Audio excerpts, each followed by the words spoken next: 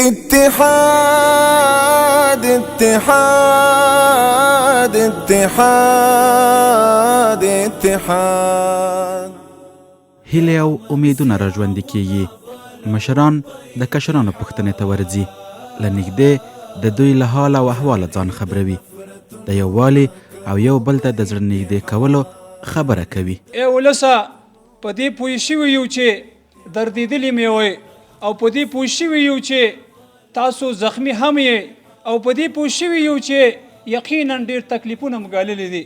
خو راځئ څه وکړو؟ علاج څه دی؟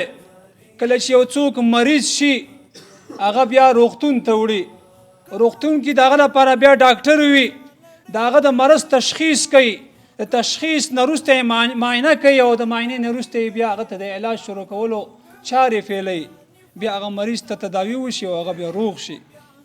نو یقینا چې د اولس دردېدلی او کړېدلی دی، نو څه کول پکار دي؟ نور راځئ د یو بل په زخمونو کې ګوتې ونه وهو، راځئ یو بل ته طعنې ورنکو، راځئ یو بل ته پیغورونه ورنکو، او په دې زخمونو باندې پټۍ ولګو، او یو بل خپلې سینې ته رانږدې کړو. که زه ووایم د دې منبر نه چې تا پرون دا کوله، او ته د خپل کوره ووایې چې تا پرون دا کوله، نو دا وطن نه آبادېږي، دا کوبند نه جوړېږي، دا کاپیسان نه جوړېږي، دا افغانستان نه جوړېږي. د افغانستان په جوړښت کې د ټولو نه تجربه شوې چې یوه خبره ده، هغه دا ده، راځئ چې دا پیغورونه پرېږدو، راځئ چې یو بل ته دا طعنې پرېږدو چې تا پرون دا کوله، او پرون دې دا کوله، او هغه ورځ دې دا کوله، او نن زما مخې ته کېږي. نو که دا خبره ای طالب جان وروره، ای زما مجاهد وروره، او ای د امت او د ملت ساتونکي انسانه، چې تا ته مشرانو د دې ملت ساتنه درکړې ده، حفاظت یې درکړی دی، او چې مجاهد ته هغه ته پیغور ورکړې، ته بیا د دین دشمن یې، چې ته هغه ته طعنه ورکړې، بیا ته د افغانستان د آبادۍ دشمن یې. راځئ یو بل ته سینې ولګو، راځئ یو بل ته ځان رانږدې کړو. مسیر مو مقدس د یو امیر یو ملخکر، مسیر مو مقدس د یو امیر یو ملخکر، مسیر مو مقدس د یو امیر یو ملخکر، مسیر مو مقدس د یو امیر یو ملخکر. دوران ویجاړ وطن آباد او په اتحاد. دا د کاپیسا ولایت نوی ټاکل شوی امنیه قمندان دی، چمتو دی چې د خپل کړېدلي ولس د حال او احوال نه ځان خبر کړي. په همدې موخه د خپل کار له دفتره د کاپیسا ولایت یوې لرې پرتې ولسوالۍ ته د سفر عزم لري، او د یاد ولایت د امنیت آمر په ملتیا خپل سفر پیلوي.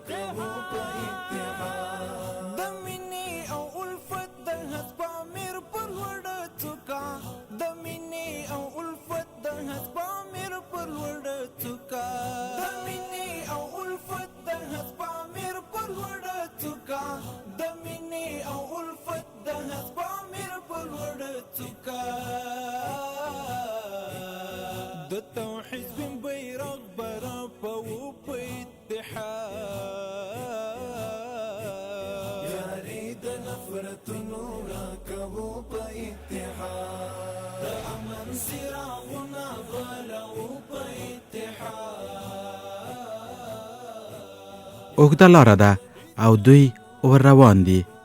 د دوی عزم د خپل ولس لیدل او ستونزو ته یې رسېدنه ده. د هغو خلکو پوښتنه کوي چې د دوی په وینا تر اوسه هیڅ چا د دوی احوال نه دی اخیستی. این قریه ملنخیل مربوط ولسوالی کوبند ولایت کاپیسا می باشد.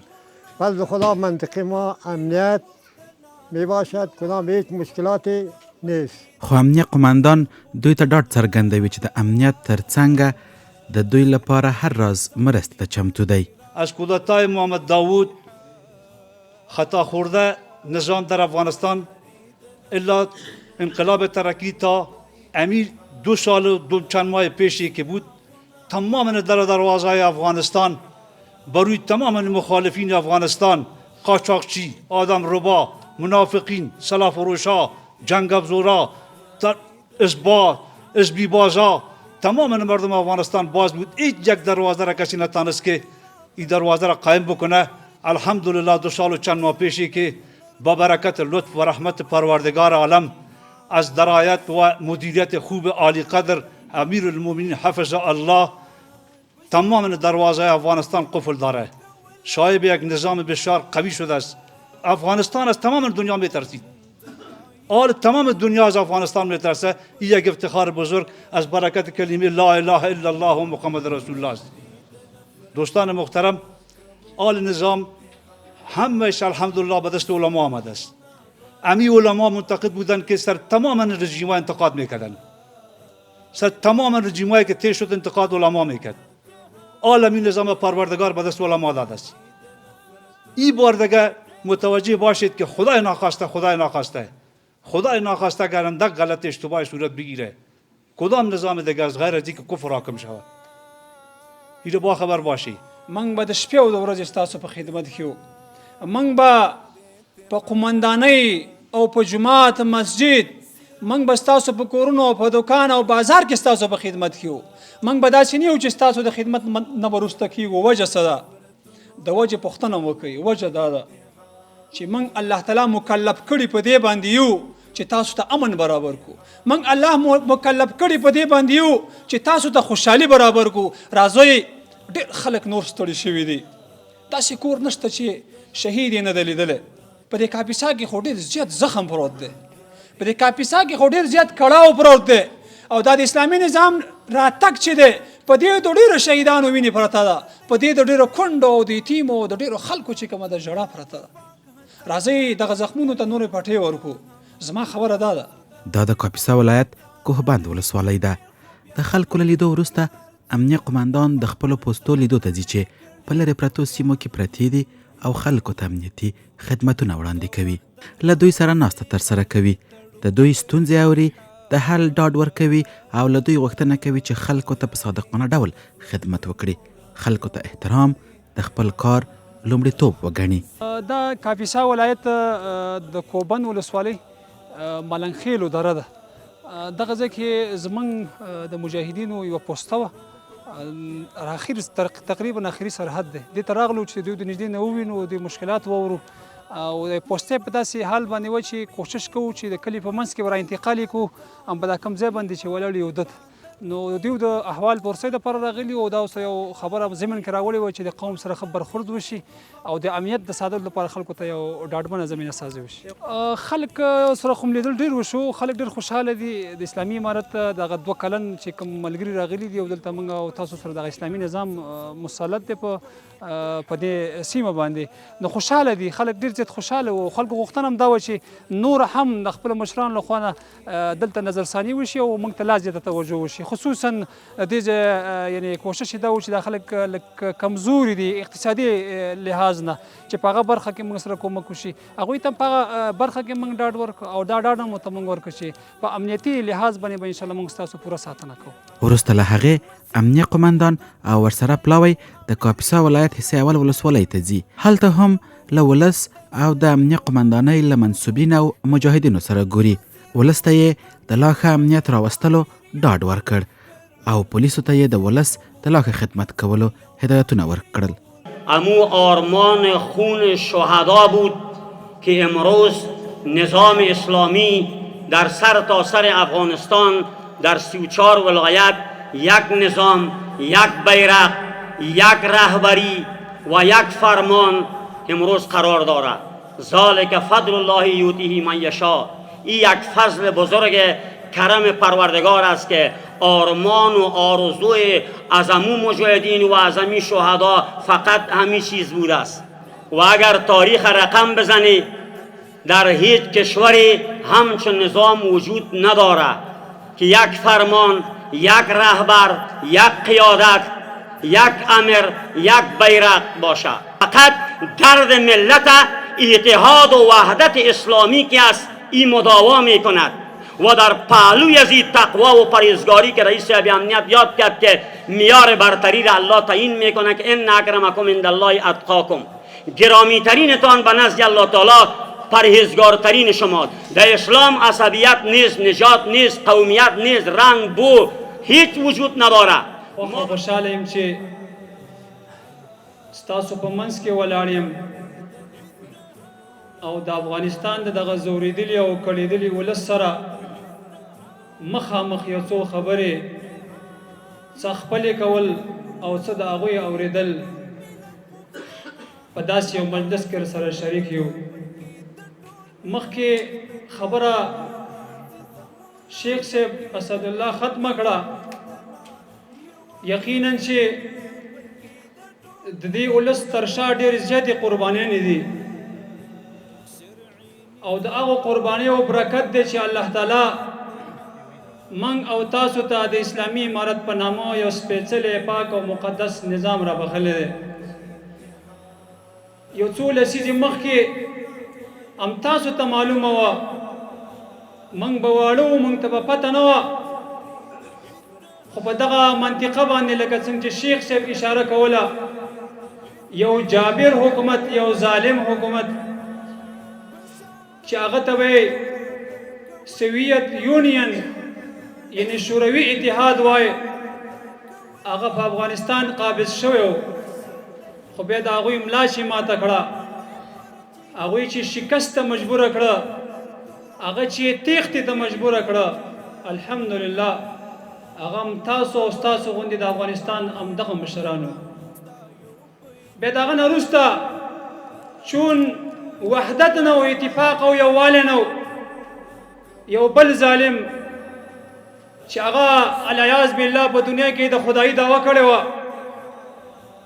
هوایي په جازونو او تیارو او ځمکې په ټانکونو نیولې وه امریکا وه، او د خپلو 45 ملکونو یا 50 ملکونو سره په اشر باندې راغله او دلته یو ځل بیا افغانستان د جنگ میدان وګرځو او هر قسمه بمبار داسې یو څه پاتې نه شو چې هغه د ځان سره راوړي نه او د افغانستان په خاوره استعمال کړي نه، او په دنیا کې داسې ملک پاتې نشه چې دغه مظلوم اولس نه مرمۍ نه لګولي، په دغه مظلوم اولس باندې ظلم نه کړي.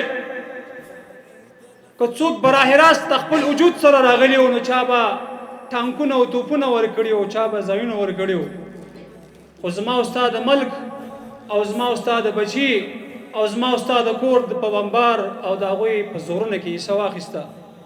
نو ای زما ورونو چې دومره دردېدلي او دومره کړېدلي، هر انسان زخمی دی، هر کور نه مرمۍ لګېدلې ده، په هر کور کې ویر او ژړا پرته ده، داسې سپین ږیری نشته چې هغه به په دې انقلاب کې ژړلي نه وي، تقریبا داسې ځوان نشته چې بندیخانه به یې نه لیدلي، او داسې ځوان نشته چې خپل ملګري ته به یې ژړلي نه وي، داسې لاسونه به نه چې قبر ته به څلور او 5 ملګري خپل یو ځای ښکته کړي نه وي، داسې شهیدان شوي دي، داسې زورېدلی ولس دی، داسې کړېدلی او زخمي ولس دی. څه کول پکار دی؟ د اسلامي امارت راتګ څه معنی لري؟ د اسلامي امارت راتګ افغانستان ته دا معنی لري چې د الله په ځمکه به د الله نظام وي او زما کړېدلی ولس به زما سره په څنګ کې دمه وي. او بس تاریخ هم ثابت کردن، مجاهدین دور روس هم ثابت ساختن، مجاهدین دور امارت علیه کفار که جنگیدن ایره ثابت ساختن. ببینید در مقابل اشغالگران اشدان علی الکفار بم بسته میکردن، واسکت بم میکردن. رحماء بینهم وقتی که اشغال ختم شد مگر چی است؟ عفو عمومی است، ما که کار ندارم، برادرم هستی، در خانه زندگی بکو، آزاد هستی، آزاد باش، از طرف ما اطمینان کامل است. این ثابت ساختن. سر این نقطه کی عمل کرد؟ مجاهدین امارت اسلامی در مقابل اشغالگران چی میکردن؟ واسکت بم کردن. لیکن وقتی که صدای اشغال ختم شد امارت اسلامی صدا میکنه که ای جوانان بازی خورده اشغالگران به طرف ممالک خارج نرویم، ملکتان است، وطنتان است، اولاد وطن هستین، ترقی وطن در دست شماست، از طرف ما عفو عمومی براتون اعلان شده، بیاین از عفو استفاده خوب بکنین، استفاده سو نکنین، اشغال وطن را برای خود افتخار ندانین. لیکن باز هم ما میبینیم به نام مقاومت اول ثانی و چند به نام داعش خوارج و چی و چی در مقابل کی خیستن؟ در مقابل امارت اسلامی. مسئولین امارت اسلامی الحمدلله ثم الحمدلله از امیر المؤمنین تا ادنا مجاهدشان یا عالم دین است، الحمدلله اکثرا. او مقاومت والا، تو مقاومت در مقابل کی میکنی؟ مقاومت علیه مجاهد، مقاومت در مقابل قرآن عظیم شان، مقاومت در مقابل کی؟ در مقابل علما. امو عالمی که تو از مادر تولد شدی، آذان در گوشت داد، امو عالمه به شهادت میرسانی؟ امو عالمی که حلال حرام برات نشان داد، امو عالمه به شهادت میرسانی؟ امو عالمی که تو را برای راست به صراط المستقیم چی میکنه؟ دعوت میته، او را به شهادت میرسانی؟ امو عالمی که در مسجد امامت برات میکنه، امیر به شهادت میرسانی؟ او عالمی که در وقت نکاح برات نکاح بسته میکنه، نکاح نامحرمه برات حلال میکنه، خطبه میخونه، چیز حرامه برات حلال میسازه، امو را به شهادت میرسانی؟ گناه عالم چی است؟ عالم خو کدام چیز دیگه نیست، عالم خو نتیجهش نمیست، عالم خو راهنماییش نمیست. از عالم چی؟ عالم برات میگه صراط المستقیم تعقیب بکن، در مقابل از اشغال میکنی، در مقابل از بغاوت میکنی. فکر کردی کجا بودی ای جوان که امروز داد از مقاومت میزنی؟ قرآن عظیم شان ما به مرمی سوراخ شد یا نشد؟